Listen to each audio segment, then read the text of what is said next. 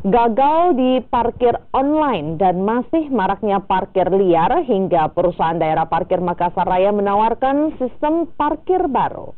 Ya, dengan sistem ini pemilik kendaraan dapat membayar biaya parkir menggunakan mesin parkir. Sistem terminal parkir elektronik akan diuji coba di 3 ruas jalan utama, yakni Jalan Penghibur, Sumba Opu, dan Jalan Kartini, Makassar. PD Parkir menggandeng perusahaan parkir internasional asal Switzerland, Innovative Parking Solution for Smart Cities, untuk menjalankan sistem terminal parkir elektronik. Sistem ini menggunakan mesin parkir yang dibayar menggunakan kartu.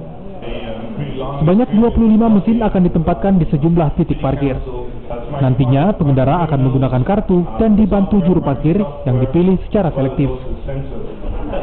Salah satu yang kami prioritaskan bekerja sama dengan pihak ketiga ini adalah jukir setempat. Karena itu akan diseleksi tapi kita usulkan bahwa yang paling utama adalah jukir setempat, kan?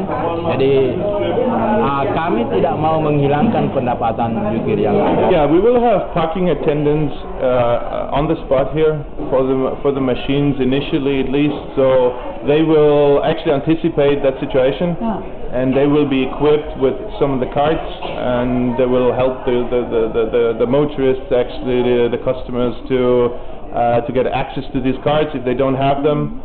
Right, and will also help them to guide them through the process. Sistem ini akan menggantikan sistem parkir online yang sebelumnya gagal diterapkan di Kota Makassar. IEM meyakinkan, sistem ini lebih optimal dari parkir online yang sebelumnya diterapkan. Nila Rustam, Kompas TV, Makassar.